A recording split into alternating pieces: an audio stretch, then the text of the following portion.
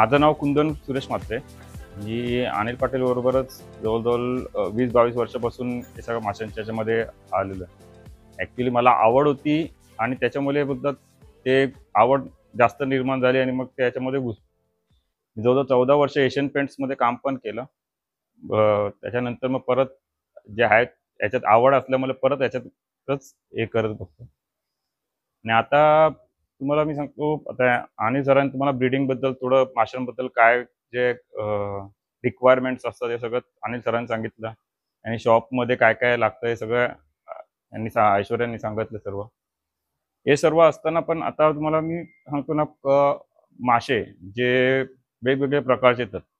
काही असतात लाईव्ह, म्हणजे गप्पी, परत जे डायरेक्ट बेबीज देतात. त्याच्यात ते असे असतात का ते म्हणजे बघा ना, जे लहान लहान पोरं वगैरे जे येतात शॉपमध्ये, ते पहिला बघतात अरे बेबीज देणारे बच्चे हे आहेत का फिश. त्याच्यामध्ये आपण भरपूर म्हणजे त्याच्यामध्ये स्कोप आहे आणि जास्त म्हणजे हे नाही त्याच्यामध्ये आपल्याला केअर करणं वगैरे. प्रत्येक माशांना केअर करणं आहे, त्यांच्याबद्दल थोडंफार आपल्याला माहिती तर पाहिजेच का बाबा त्यांना काय पाहिजे काय नाही. जास्त करून सर्वांना आपण लाईव्ह फीडमध्येच आम्ही जास्त करून हे करतो, कारण की लाईव्ह फीडने बेबीजला तर लाईव्ह फीडच जास्त करून प्रिफर करतो आणि त्याच्याने ते पटकन वाढतात. पाणी चेंज वगैरे जे काय आहे, जे आपले बाकीचे जे पाणी चेंज करणं किंवा त्यांच्यामध्ये काय आपण लिक्विड्स वगैरे जे काय असतात, ब्ल्यू लिक्विड येतं, व्हाईट लिक्विड जे ते सर्व बघावं लागतं त्याच्यामध्ये.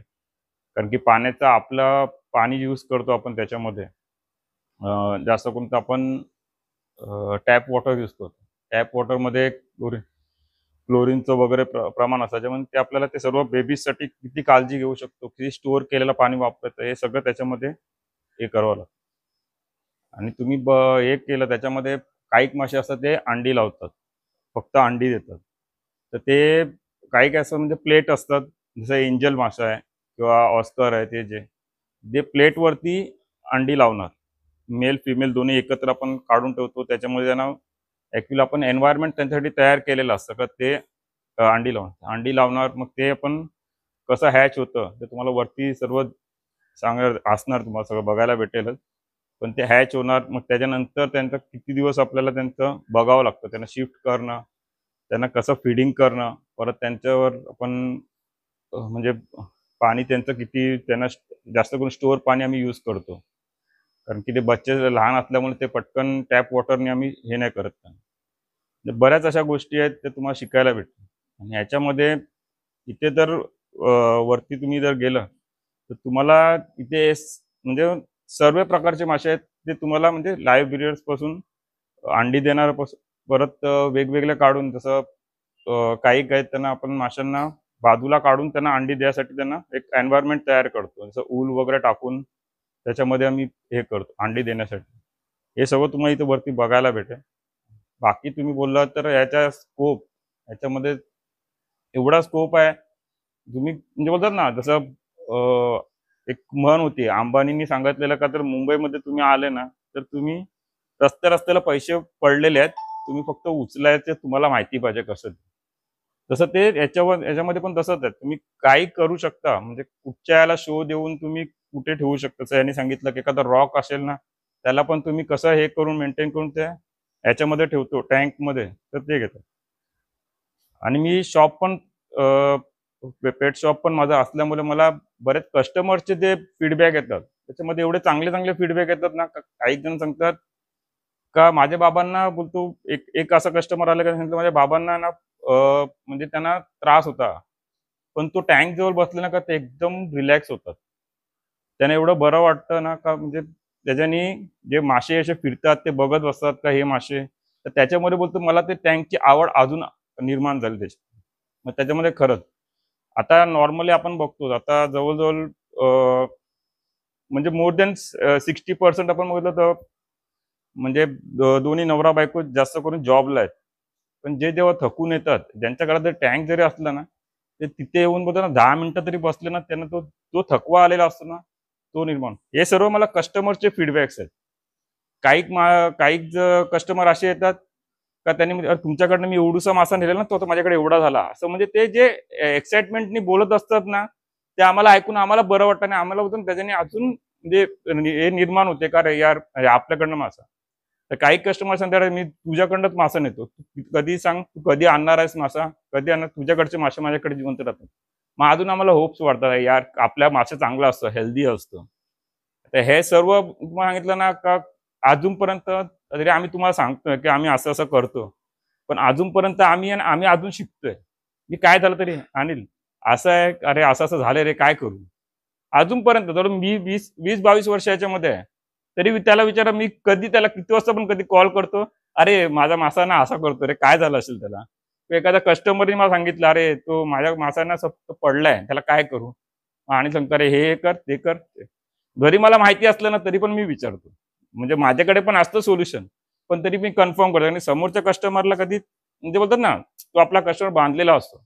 आज माझे असे कस्टमर झालेत ना, का म्हणजे ते लिटरली म्हणजे एकदम फ्रेंड ना, ते मग कधी पण फोन करतात, "अरे दादा असं झालंय, काय करू?" म्हटलं ना, "काय नाही, असं-असं कर, होऊन जाईल." आता बरेच औषधं आम्हाला म्हणजे लिटरली आमच्या घरातले पण बोलतात, "तुम्हाला तुम्ही माशांचे डॉक्टरच झालेत. तुम्हाला सगळं माहिती झालं असेल." मग ते बोलला, "हां, ते तेवढं तर आम्हाला माहिती पडलेच आहे." आता इव्हन आता तुम्ही जसं बघायला गेलात, आता लाईव्ह ब्रीडर्समध्ये मेल, फिमेल हे ओळखणं, हे पण आता ते बोलतात ना आहे सोपं. पण ते कसं आम्हाला सोपं का वाटतं कारण की आम्ही ते सतत त्यांना बघितलेलं आहे. आम्ही ते सर्व आता तर आमची अशी सवय झाली का अरे, अरे हा मेल आहे हा मेलच निघणार. तरी हा मेलच असणार आहे.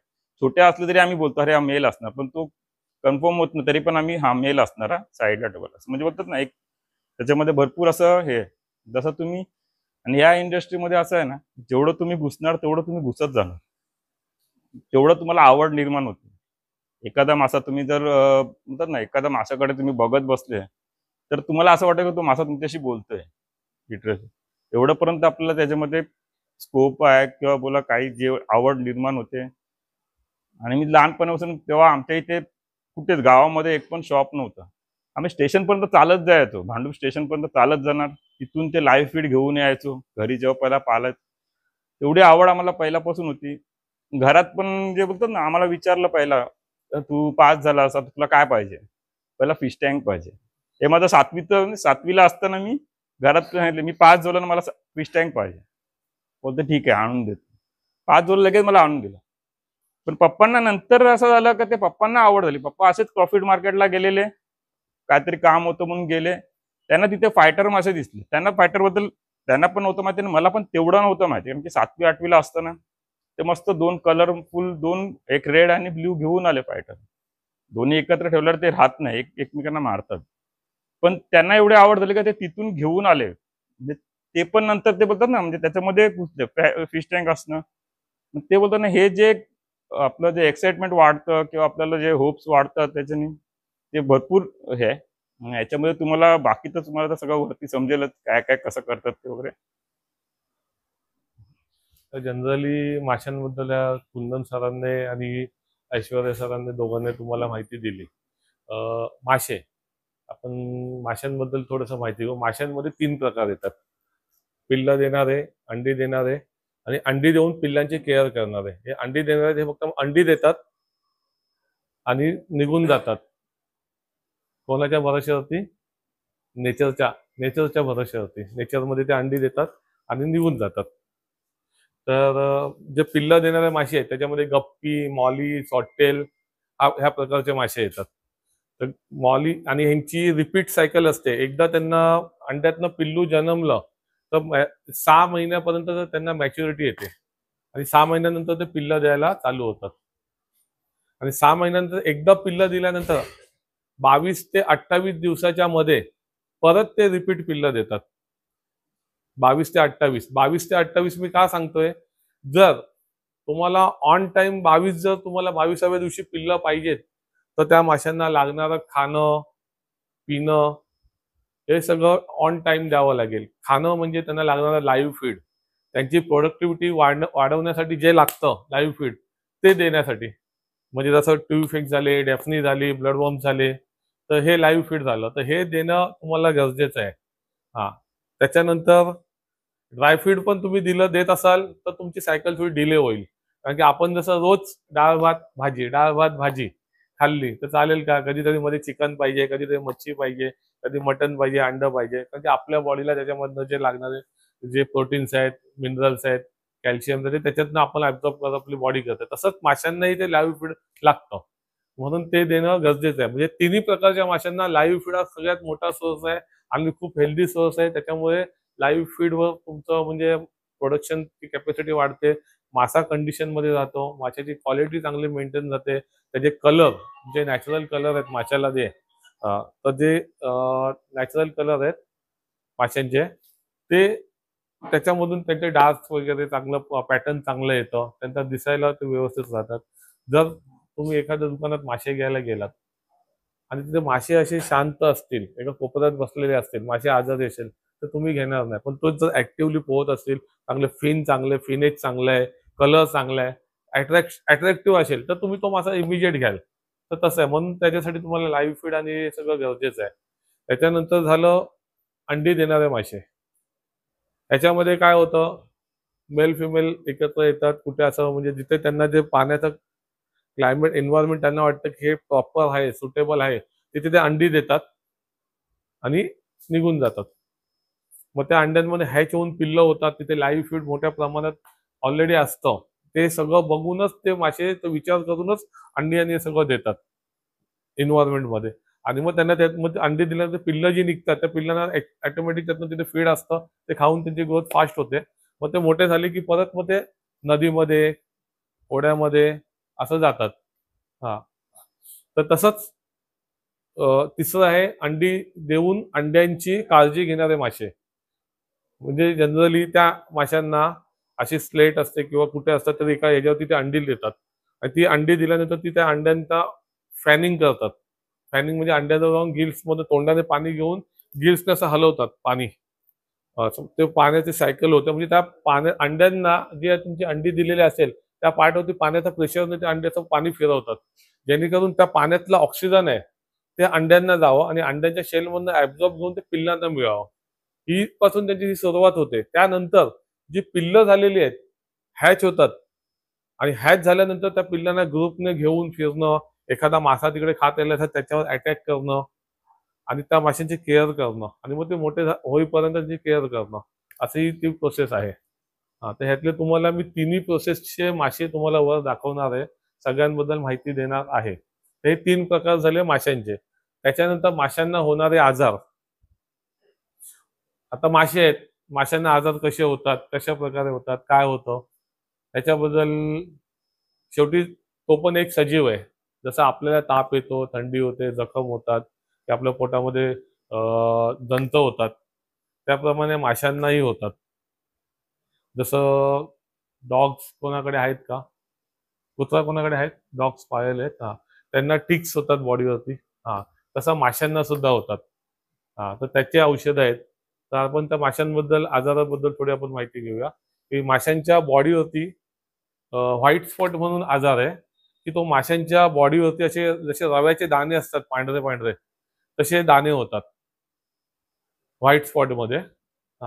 आणि ते जर झाले असेल तर त्याच्यासाठी तुम्हाला पाणी जास्त थंड झालं, पाण्यामध्ये सडनली काही चेंजेस झालं तर त्याच्यामुळे हे आजार होतात. तर ह्याला कंट्रोल करण्यासाठी त्याला अँटीबायोटिक्स देणं आणि पाण्यामध्ये थर्मोस्टेट हीटर लावणं, पाण्याचं टेम्परेचर 32 डिग्री मेंटेन ठेवणं सतत.